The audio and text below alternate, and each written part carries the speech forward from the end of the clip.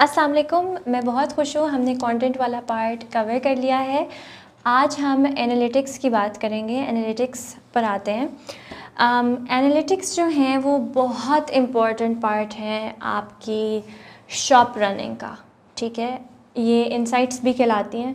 आपको इंस्टाग्राम कुछ special information देता है जब आपका बिज़नेस अकाउंट होता है, जिसको आप इस्तेमाल करके अपने काम को, अपने इंस्टाग्राम को बेहतर कर सकते हैं। एनालिटिक्स से क्या होता है कि वो आपकी मदद करता है ताकि आप फ्यूचर में बेहतर स्ट्रैटेजाइज कर सकें, आप बेहतर तरीके से इंस्टाग्राम को रन कर सकें और ज़्यादा इफ़ेक्टिव और ज़्यादा बेहतर कंटेंट स्ट्रैटेजीज़ बना सकें। ये सिर्फ प्रोफेशनल अकाउंट्स पे होता है।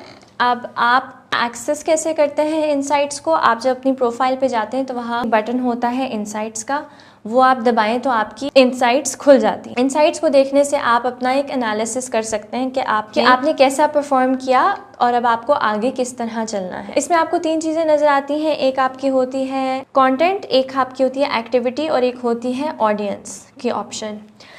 जो आपकी कंटेंट होती है वो ये दिखाती है कि भाई आपने पिछले इस हफ्ते में क्या क्या कंटेंट डाला और उस पर क्या क्या व्यूज़ आए, क्या क्या इम्प्रेशंस आए, आपकी रीच क्या थी, कितने लोगों ने देखा, आपने क्या क्या क्रिएट किया। तो वो एक ओवरव्यू है आपके पिछले हफ्ते का।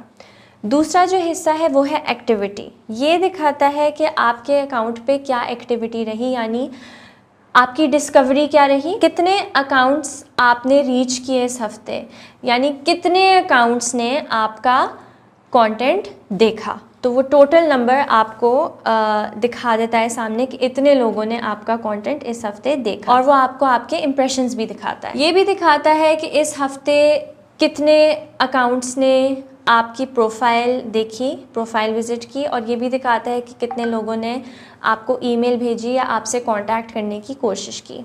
उसके बाद आपका आता है ऑडियंस वाला पार्ट, और ये आपका सबसे इम्पॉर्टेंट, सबसे अहम हिस्सा है इनसाइट्स का, क्योंकि ये आपको बहुत अहम इंफॉर्मेशन देता है जिसको आप अपने लिए बेहतरी के लिए इस्तेमाल कर सकते हैं। ऑडियंस वाले हिस्से से आप अपने फॉलोअर्स के बारे में सीखते हैं, उनका बिहेवियर देखते हैं आपके साथ। इसमें आपको पता चल जाता है कि आपकी ऑडियंस की एज रेंज क्या है, उनका जेंडर क्या है, और वो किस किस जगह से बिलोंग करते हैं। सिटी वाइज भी, कंट्री वाइज भी एज रेंजेस क्या हैं, 18 to 24 हैं, 24 to 35 हैं, या बच्चे हैं या बड़े हैं, किस तरह के लोग इंटरेस्टेड हैं। तो ये भी दिखा देता है कि आपको औरतें फॉलो कर रही हैं या आपको मर्द फॉलो कर रहे हैं। ये भी दिखाता है कि आपके टोटल नंबर ऑफ फॉलोअर्स कितने हैं। अच्छा, आप यहाँ पर देखेंगे कि वो दिखाएगा कि आपके टोटल नंबर ऑफ फॉलोअर्स कितने, फिर वो ये दिखाएगा कि इस हफ्ते आपको कितने लोगों ने फॉलो किया, कितने लोगों ने अनफॉलो किया, और एक ग्राफ होता है जिससे नज़र आता है कि किस पॉइंट पे लोगों ने आपको फॉलो किया, किस पॉइंट पे आपको अनफॉलो किया। अब ये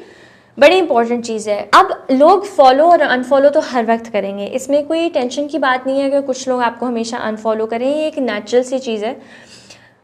आपने बस ये कोशिश करनी है कि आपके अनफॉलो फॉलो का रेशो हमेशा पॉजिटिव हो, यानी फॉलो करने वाले आपको ज़्यादा हों और अनफॉलो करने वाले कम हों, ताकि वो पॉजिटिव में रहे। अगर आपके अनफॉलो करने वाले ज़्यादा और फॉलो करने वाले कम हो जाएंगे तो आपकी ओवरऑल फॉलोअर्स का जो नंबर है वो कम होता जाएगा। अगर वो बढ़ रहा है तो इट्स फाइन, बेशक उसमें से कुछ लोग छोड़ के भी चले जाते हैं।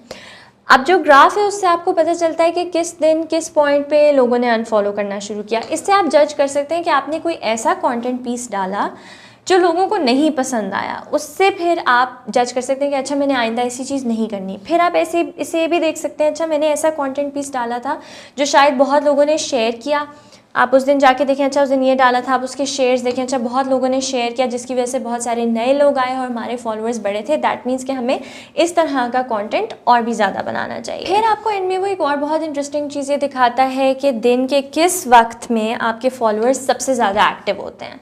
ये आपके लिए बहुत फ़ायदेमंद है, क्योंकि आपने दिन में 2 दफ़ा पोस्ट करना है, तो आप उस हिसाब से देख लें कि अच्छा दिन में 3 बजे और 9 बजे लोग सबसे ज़्यादा एक्टिव होते हैं, तो मैं 3 बजे एक पोस्ट और दूसरी 9 बजे डालूंगा ताकि ज़्यादा से ज़्यादा लोग देख सकें।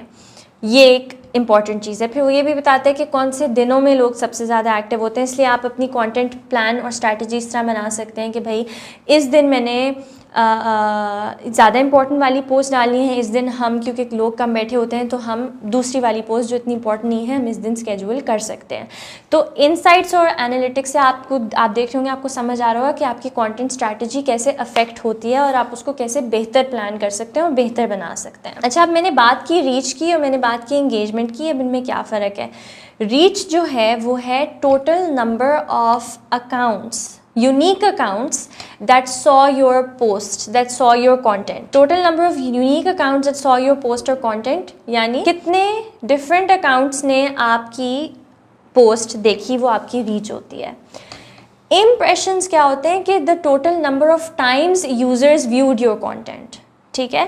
तो आपके impressions हमेशा reach से ज़्यादा होंगे, क्योंकि reach जो है वो number of different accounts है और impressions जो है वो जितनी दफ़ा भी लोगों ने आपका कंटेंट देखा है, वो नंबर ऑफ़ टाइम्स जो देखा गया है उसकी बात कर रहे हैं, वो इम्प्रेशंस। अब आपने ये अंडरस्टैंड करना है कि आपके बिजनेस के लिए आपको कौन से मेट्रिक्स ट्रैक करने हैं। अगर आपका बिजनेस जो है वो एक कम्युनिटी पे थ्राइव करता है, दैट मीन्स कि आपको अपनी एंगेजमेंट पे फोकस करना है, ठीक है। एंगेजमेंट क्या होती है? एंगेजमेंट ये होती है कि लोग आपके चीज़ों पे कमेंट करें, लाइक करें, शेयर करें, सेव करें, ये एंगेजमेंट होती है। एंगेजमेंट ये होती है कि जब लोग एक्शंस लेते हैं आपके कंटेंट के साथ, आपके साथ इंटरैक्ट करते हैं, कोई एक्शंस करते हैं, तो आपकी एंगेजमेंट बढ़ती है।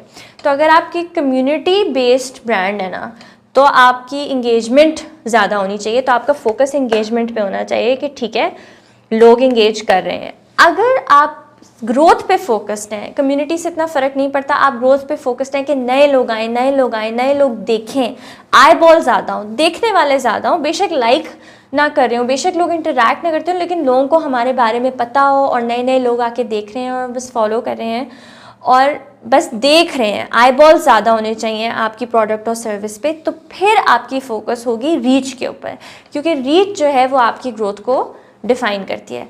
क्योंकि रीच क्या है कि कितने डिफरेंट अकाउंट्स देख रहे हैं, राइट। ऐसा भी हो सकता है कि आपकी रीच बहुत ज़्यादा हो लेकिन आपकी इंगेजमेंट कम हो, यानी देखने वाले बहुत हैं लेकिन वो लाइक नहीं करते, इंगेज नहीं करते, ठीक है। तो वो आप, अगर आपका फोकस बिल्कुल ग्रोथ पे है तो आप रीच के ऊपर फोकस करें, अगर इंगेजमेंट पे है तो आप इंगेजमेंट पे फोकस करें। अगर आप बिल्कुल शुरू कर रहे हैं तो आप टेस्ट करें, अपने कंटेंट को देखें, आप किस तरह करना चाहते हैं, आप कम्युनिटी की तरफ जाना चाहते हैं, आप सिंपली ग्रोथ की तरफ जाना चाहते हैं, तो आप उस पर आप टेस्ट करें डिफरेंट पीसेस ऑफ कंटेंट और फिर देखें अपने एनालिटिक्स को, अपनी इंसाइट्स को कि क्या काम कर रहा है, क्या नहीं कर रहा, और अपनी स्ट्रैटेजी और डायरेक्शन डिफ़ाइन करें। अपनी कंटेंट स्ट्रैटेजी के साथ प्ले अराउंड करें और देखें कि आप क्या करना चाहते हैं।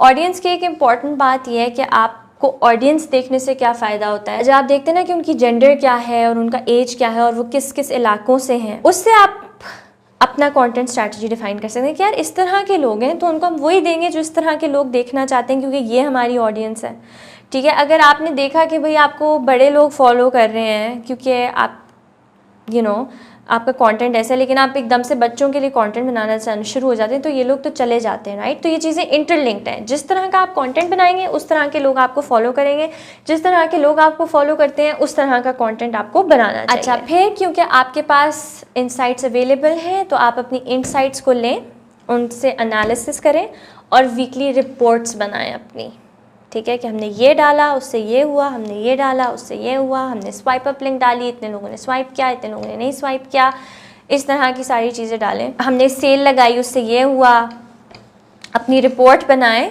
ताकि नेक्स्ट टाइम आप अपनी स्ट्रैटेजी को बेहतर कर सकें।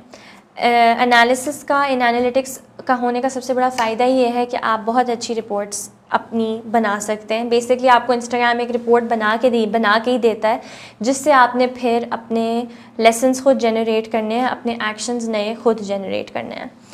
अच्छा, अब आपने अपनी सारी पोस्ट को रिव्यू करना है, देखना है कि कौन सी जो है अंडर परफॉर्म कर रही हैं, कौन सी बहुत अच्छी परफॉर्म कर रही हैं, और फिर figure out the question Y, कि ऐसा क्यों हुआ है, कुछ पोस्ट ने अंडर परफॉर्म क्यों किया है। जब आप ये देखते हैं कि कुछ पोस्ट बहुत अच्छा परफॉर्म कर रही हैं तो इसका ये मतलब नहीं है कि बस आप उसी तरह का आप कंटेंट डालना शुरू करें। हाँ, आप उससे सीखें, लेकिन आपने उस सिर्फ कंटेंट पीस पे नहीं फोकस करना, आपने अंडरस्टैंड करना है कि इसमें ऐसा क्या ट्रिगर था, इस कंटेंट पीस में ऐसा क्या ट्रिगर था जिसकी वजह से लोगों ने इंगेज किया, ठीक है, जिसकी वजह से ये बेहतर चला।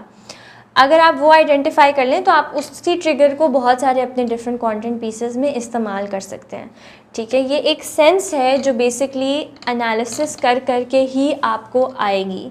तो टाइम दें अपने एनालिटिक्स को, उन्हें अंडरस्टैंड करने की कोशिश करें, रिपोर्ट्स बनाएं और फिर अंडरस्टैंड करें कि आपको अपने कंटेंट के साथ किस तरह खेलना है, क्या डालना है, किस तरह स्ट्रैटेजाइज करना है, ठीक है। आई होप आपको समझ आ गई हो कि एनालिसिस और इनसाइट्स कितनी इंपॉर्टेंट है और उनसे कितना फ़ायदा हो सकता है। तो बिज़नेस अकाउंट बनाएं और इनके ऊपर फोकस करें। Thank you so much for watching. Next time हम कम्युनिटी और फॉलोअर्स के ऊपर बात करते हैं।